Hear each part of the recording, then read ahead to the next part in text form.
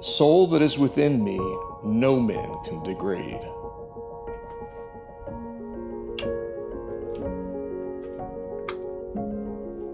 Frederick Douglass was an American civic leader whose historic role in abolishing slavery in the United States is nothing short of legendary.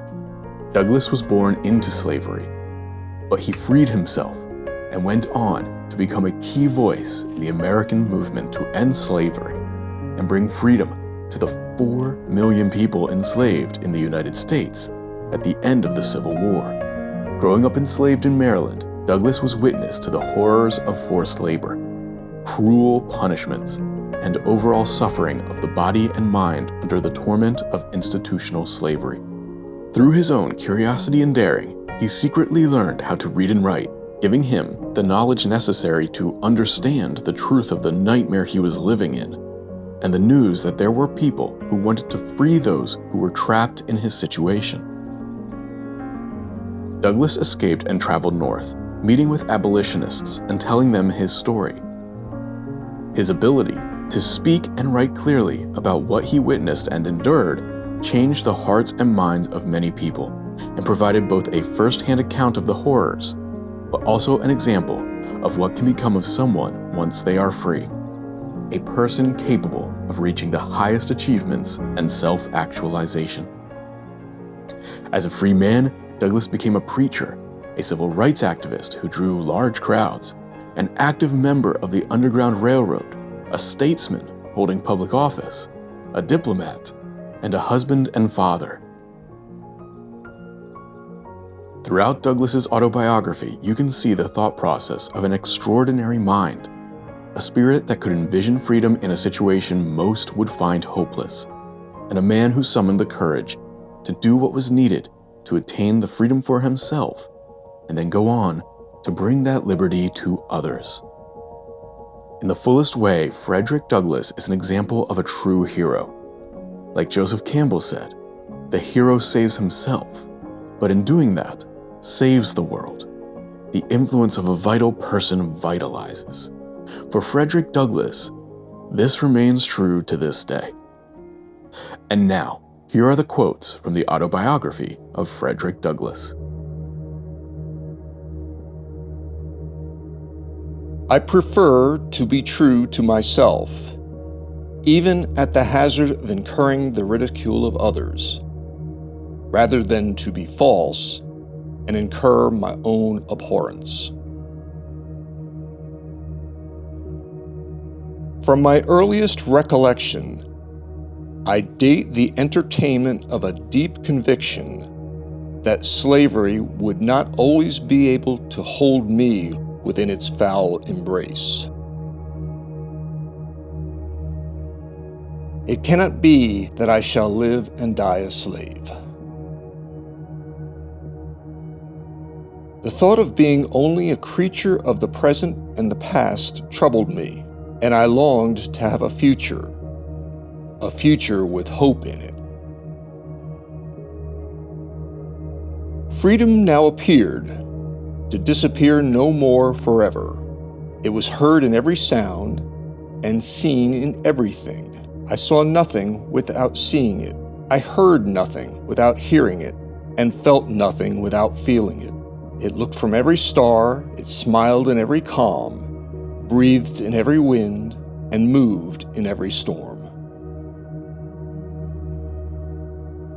I now resolved that, however long I might remain a slave in form, the day had passed forever when I could be a slave in fact. If you want liberty, ask the Lord for it in faith, and He will give it to you.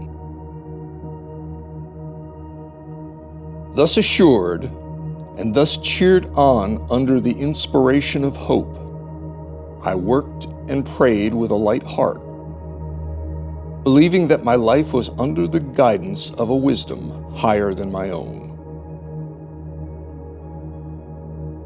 The light broke in upon me by degrees. I soon astonished myself with the ease with which I made the letters, and the thought was soon present, if I can make 4 letters, I can make more. The more I read, the more I was led to abhor and detest my enslavers. I could regard them in no other light than a band of successful robbers who had left their homes and gone to Africa and stolen us from our homes. Every little while, I could hear something about the abolitionists. It was some time before I found what the word meant. It was always used in such connections as to make it an interesting word to me. I did not dare ask anyone about its meaning, for I was satisfied that it was something they wanted me to know very little about. A still tongue makes a wise head. I prayed for freedom for 20 years, but received no answer until I prayed with my legs. I will take to the water. This very bay shall yet bear me into freedom. My long-crushed spirit rose. Cowardice departed. Bold defiance took its place. This good spirit was from God, and to Him I offer thanksgiving and praise. You have seen how a man was made a slave. You shall see how a slave was made a man. I looked for home elsewhere, and was confident of finding none which I should relish less than the one which I was leaving. I was now my own master. It was a happy moment, the rapture of which can be understood only by those who have been slaves. Education and slavery were incompatible with each other. Knowledge unfits a child to be a slave. I instinctively assented to the proposition, and from that moment I understood the direct pathway from slavery to freedom. Sincerely and earnestly hoping that this little book may do something toward throwing light on the American slave system and hastening the glad day of deliverance to the millions of my brethren in bonds. I would unite with anybody to do right, and with nobody to do wrong.